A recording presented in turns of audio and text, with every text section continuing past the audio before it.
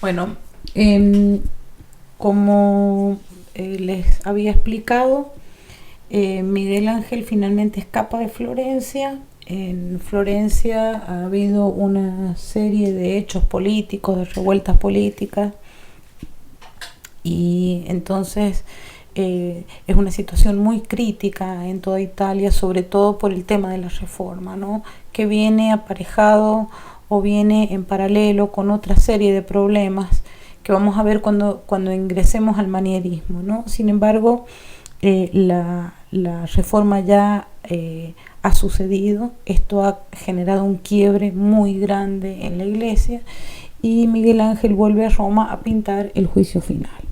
En esta obra se las muestro, ahí es donde se encuentra, es decir, en la pared final de la Capilla Sixtina. Pero ustedes así nomás, a simple vista, fíjense la gran diferencia que hay entre esta pintura y esta. Y así nomás, a primera vista ya podemos ver esta estructura de arquitectónica que organiza de alguna manera la pintura de la bóveda. Pero acá esa estructura tan clara se desvanece, como se han desvanecido en este momento todas las certezas en las que vivían. Entonces, esta es una obra que habla de, o que refleja de alguna manera la crisis de la conciencia de esta época, ¿no? Y va a mostrar con muchísima intensidad las situaciones históricas y con angustia, digamos, el destino trágico de la historia, con angustia el destino de la humanidad que ha sido separada de su Dios y que anhela su retorno. Podemos ver una gran acumulación de personas en esta obra, cantidades de personas con Cristo en el medio, iluminado, enorme, ¿no?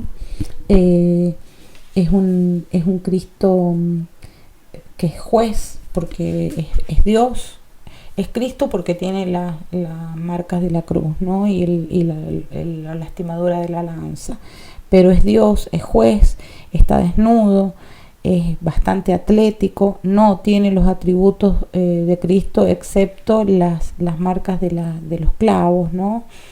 Y va a ejercer la justicia suprema. Y es una justicia divina que es distinta de la justicia humana y que no tiene templanza, es la ira de Dios, ¿no? O la fortaleza, la justicia divina en su máxima expresión. Ustedes verán que se encuentra en una escala diferente, es mucho más grande que los demás personajes, está rodeado por un grupo de personas que están, digamos, todavía sin saber si van a pasar al infierno, que es de este lado, o al cielo, que es de este lado. De este lado los diablos van llevando a la gente al infierno, y de este otro lado se van salvando y los ángeles los van subiendo al cielo. En la parte superior, donde están esos dos lunetos, se encuentran los distintos atributos de Cristo, como serían la cruz, la corona de espinas, la columna en la que fue torturado, ¿no?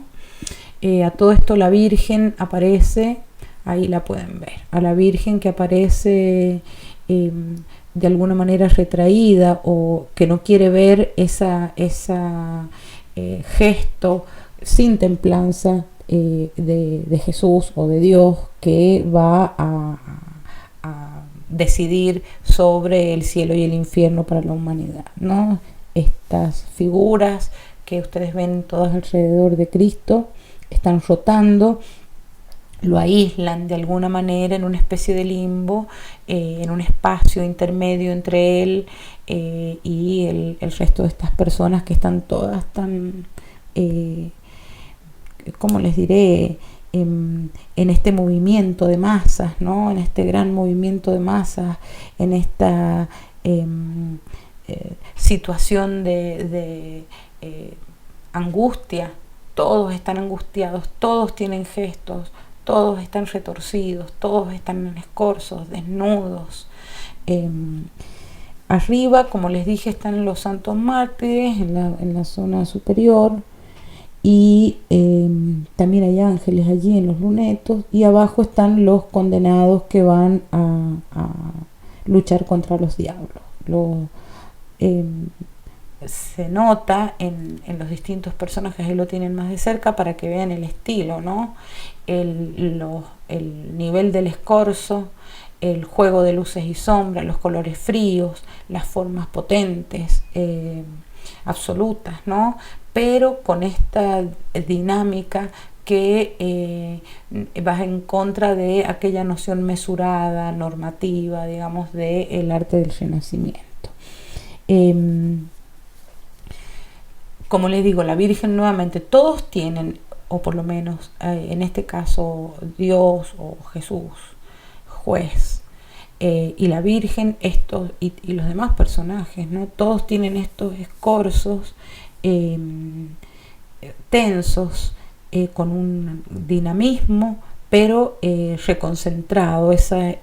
Todas las imágenes se ven así de tensas. Fíjense cómo los personajes lo miran a Cristo, y él es como si eludiera la mirada de la gente. Es como una actitud de justicia suprema, digamos, de casi violenta, les diré, ¿no? Una situación muy, muy trágica, muy poderosa, muy fuerte.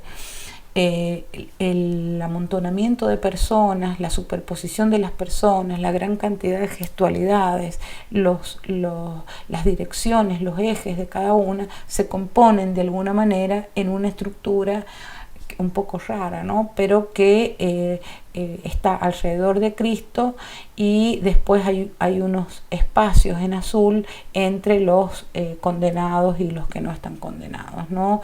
Y van a caer hacia abajo, digamos, los condenados. Es una muy, muy dramática, extremadamente dramática. No tiene un ideal, les diré, de espacio, sino que es una especie de orden raro, o sin ningún orden de planos. Más bien hay un orden en relación con los tamaños. Hay una fuerza que se da en la obra, que es una fuerza más bien centrífuga. Se van todos hacia afuera, ¿no? Todos expulsados en relación con este poder que es el de la justicia de Dios, que no es distinta que es muy distinta a la justicia humana, es muy diferente, ¿no? Hay una especie de miedo generalizado en las figuras, miedo generalizado, aún los que van a ir al cielo, ¿no?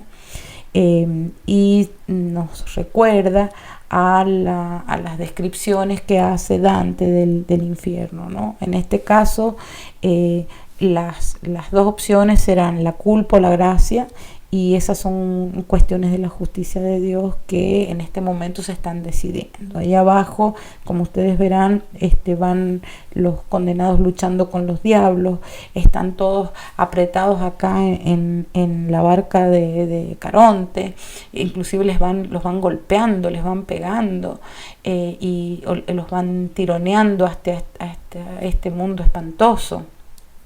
Bueno, esto se encuentra en la parte de arriba, pero todos tienen estos escorzos muy estudiados, les diré, con unas anatomías muy estudiadas. Son personajes muy poderosos, titánicos, enormes, que estos justamente están en el cielo, pero con esa fortaleza, con ese ímpetu que tiene, y ese furor que tiene el pensamiento neoplatónico y la actitud neoplatónica de Miguel Ángel, sobre todo en este momento, que es un momento de crisis total de la historia y del mundo en el que él vive, ¿no? Bueno, y tienen los personajes apretados, apelotonados, personajes terribles, en situaciones espantosas. Fíjense la víbora, cómo se le viene a este personaje a morderlo y tiene orejas de burro. Son cosas realmente espantosas, ¿no? El estilo es, como les digo, es el mismo, aunque la estructura espacial en la que se dispone no, es diferente, porque acá es una gran cantidad de elementos que se están moviendo y que están superpuestos y que no permite distinguir, salvo que miremos en una foto como estamos haciendo nosotros de cerca, una cosa de la otra, sino que es un remolino de cosas tremendas, ¿no? Acá tienen las distintas imágenes que les muestro. Estos son los que vienen del cielo, estos son los que van al cielo, se los están llevando al cielo. Entre los otros muertos se los están, miren como acá un diablo lo tira para que no se vaya al cielo, pero se los van llevando al cielo algunos, los ángeles, y a los otros los van mandando al infierno sin ninguna piedad. Entre los elementos, digamos, anecdóticos de esta pintura es que aparece este personaje que es como una especie de cuero o de piel, y se supone que es la piel de él como derretida en camino al infierno, ¿no? Porque ese es uno de sus pesares. Pero todas estas tensiones religiosas de las que yo les hablaba y que se ven en su obra, y esta necesidad, esta desesperación y ansiedad por la salvación, están plasmadas en el juicio final muy claramente, ¿no? Muy claramente. Fíjense los detalles, las expresiones dramáticas que tocan, digamos, el límite de lo sublime, ¿no? Donde se articulan la belleza por un lado y lo terrible, lo espantoso. Bueno, para mí sería una de esas obras que tienen el carácter de sublime. Un poco más adelante termina de pintar esto y le piden que pinte la Capilla Paulina. La Capilla Paulina tiene una serie de pinturas ahí que son de él, pero fíjense qué distinto el carácter de esto a lo que hemos venido viendo, por ejemplo, en la bóveda de la Sixtina. Esto no tiene medio que nada que ver con eso. Es una crisis de la representación de la figura en el contexto del pensamiento renacentista, que es histórica y natural. Esto es otra cosa, porque este es el fin del entusiasmo con la antigüedad, y esto se enmarca en el manierismo. Las pinturas son una sobre la crucifixión de San Pedro, y hablan de la conversión y del martirio. La muerte es por vías del martirio. Ahora, y además, en el caso de Pedro, es una culminación consciente de su vida ofrecida a Dios, ¿no? Si se fijan, nuevamente no hay naturaleza acá, simplemente están esbozadas, están indicadas los elementos de la naturaleza, porque tienen que estar inscriptos en alguna parte los personajes. Y este espacio es como un espacio en el que no hubiera aire, ¿no? La luz, como ustedes verán, es una luz que no tiene brillo, les diré, que no, más bien es árida. Argan dice que es una luz arenosa, ¿sí? Y las figuras no parecen estar paradas en sus plantas, sino que están como suspendidas de alguna manera, como alivianadas. Tampoco hay claridad del orden de la historia, ¿no? Sino que es una aproximación al hecho de la crucifixión de San Pedro, pero no hay claridad en eso, como si hemos visto claridad en todas las representaciones de las historias bíblicas durante el Renacimiento. Acá eso ha empezado a perderse, y todas las figuras están escorzadas también, o por lo menos la mayoría. Y un escorzo que en este caso va a invertir la función. En vez de insertar en el espacio, acá se salen del espacio porque no tienen espacio que la contengan. Esto de alguna manera se equipara a lo inacabado de las esculturas de él, que vamos a ver las últimas, que son todavía más inacabadas. Las figuras en este caso no se aíslan y tampoco se identifican una de la otra, sino que más bien se confunden. Esto tiene que ver de alguna manera con lo que hemos visto en el juicio final. Se confunden un poco y en este caso más todavía empiezan a diluirse los contornos, no se sabe muy bien dónde empieza una y dónde termina la otra. El color, que era un color puro, brillante, árido, digamos, se empieza a extinguir y se hace más bien áspero, disonante, irregular. Si miramos la composición, si bien hay una alusión al paisaje y hay una especie de línea de horizonte que estaría ahí atrás, hay una construcción con diagonales o con líneas oblicuas que son divergentes, y tampoco es una pintura que aluda a la elegancia o a la belleza, sino más bien a todo este malestar. La Capilla Paulina tiene, fíjense acá, es lo mismo, las luces arenosas, las figuras en el aire. ¿A dónde van estas personas? A la nada. A la nada. Están con estos escorzos extraños. Fíjense la cantidad de gente que hay acá y que no se entiende muy bien a dónde van, o estos por qué están agachados de esa manera. Es decir, que esa concepción disonante, esa concepción que no describe, que no es belleza, que no tiene sobriedad, sino que más bien es áspera y hace perder de vista el orden de la obra, ¿no? Bueno, esto ya es la manera, la forma de pintar de Miguel Ángel, y eso tiene que ver con su espíritu dolido, con su miedo, con su ansiedad y con la situación que ha quebrado la iglesia en dos, ¿no? Bueno, acá lo vemos al Papa Francisco, porque la Capilla Paulina es donde los sacerdotes toman la misa o dan la misa todos los días en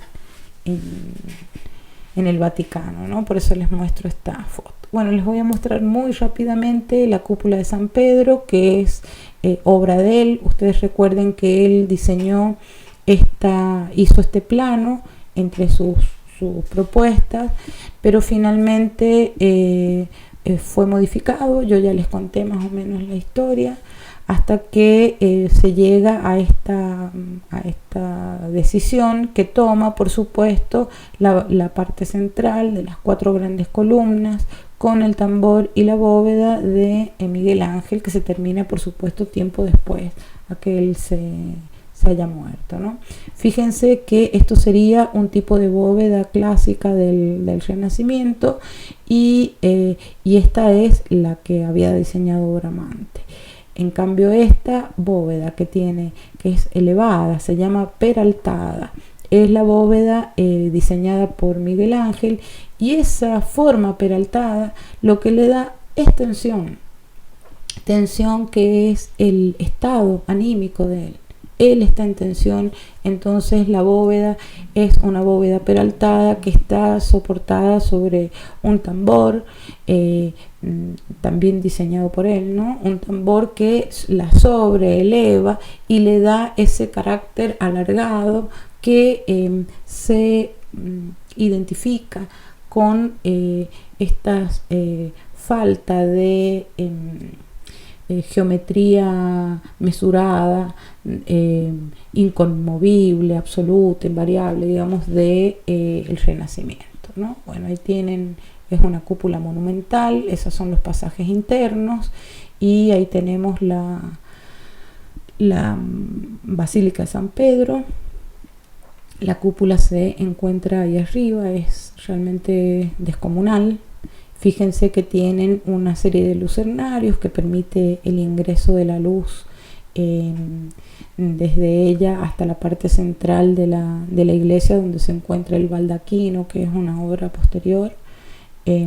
Fíjense que nuevamente los vacíos del lucernario tienen unos frontis, que son unos en forma triangular y los otros en forma redondeada, con pilares pareados, seguramente toscanos, y tiene arriba una linterna por la que ingresa también la luz. Entonces los juegos de luces que se hacen ahí son espectaculares, y la concepción espacial de tan amplio espacio cerrado, ¿no?, que permite el ingreso de la luz, el juego de las luces con el volumen arquitectónico, es realmente algo muy impactante, algo único. Bueno, ahí tienen. Y les voy a mostrar por último las otras piedades de Miguel Ángel. Él no solo tiene la piedad vaticana, que es la primera que vimos y es la que hace en su juventud, sino que a lo largo del tiempo ha ido haciendo otras. Esta es la piedad florentina, donde ustedes verán acá la desarticulación del cuerpo, lo inacabado de las partes, el escorzo y la serpentinata, pero con una imagen muchísimo más trágica, o trágica en otro sentido, porque la piedad florentina tiene una tragedia que está a la vista, pero es tan concentrado el sentimiento, esa fuerza interior es tan concentrada que se nos hace distante. En cambio, esta desarticulación, digamos, nos muestra una tragedia peor todavía, ¿no?, tremenda, una tragedia de la carne inclusive, ¿no? Ahí tienen distintos puntos de vista para que vean los personajes. Fíjense que la cara de la Virgen y la cara de Jesús están también inacabadas. Fíjense cómo están trabajadas, esbozadas nada más. Pero el peso del cuerpo, el realismo, la pasión, digamos, en una imagen religiosa tan tremenda es similar, digamos, en todas.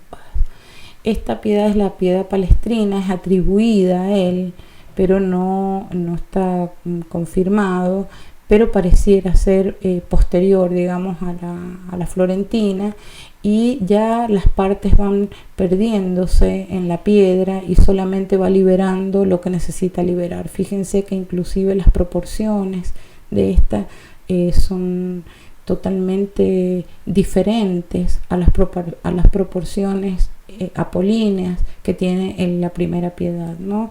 Ese concepto apolíneo, bien, verdad, belleza, recuerden, va perdiéndose hasta irse a un grado de desmesura.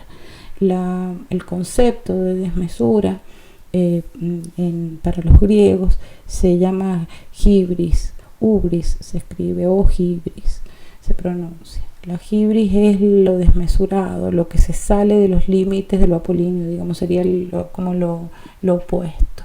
En este caso, en esta piedad, eso empieza a verse.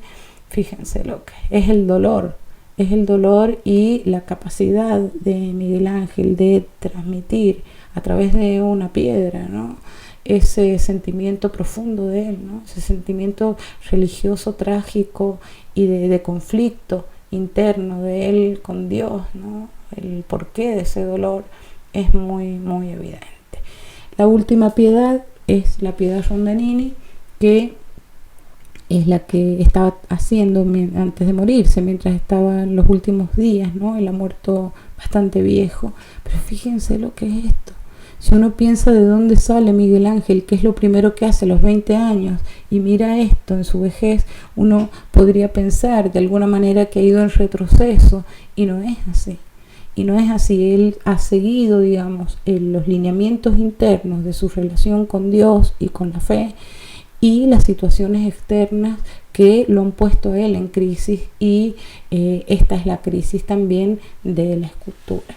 tiene todas las características que ya les dije, pero es como estos personajes superpuestos. Inclusive este personaje que está atrás tiene como doble cara. Acá le viene una cara y después otra, porque está en ese proceso reflexivo y en ese proceso de resolución, de resolución interna, de su fe, ¿no? Está en crisis su fe, es realmente tremendo, y lo que nos expresa esta piedad es un poco eso, ¿no? Se llama Rondanini porque él se la cedió a un señor que era como un sirviente, les diré, y a esa persona Rondanini se la compró y la tuvo en su palacio durante mucho tiempo, y bueno, por eso tiene el nombre de quien la compró, ¿no? Pero básicamente para él sería una piedad. Pero fíjense, la relación entre el ancho y el alto es demasiado alta, demasiado estirada, lo mismo que las piernas son desmesuradas, y lo que tiene, digamos, como definido y pulido es esta caída, este estar por caerse, ¿no? Es muy, muy expresiva esta obra y muy manierista. Y George Simmel escribió sobre ella lo siguiente: ninguna materia contra la que el alma tenga que defenderse. El cuerpo ha renunciado a la lucha por su propio valor. Los fenómenos carecen de cuerpo. Esa es la expresión sobre esta última obra de Miguel Ángel, que yo creo que de alguna manera resume el sentimiento de él frente a la situación de su fe. Eso de Miguel Ángel.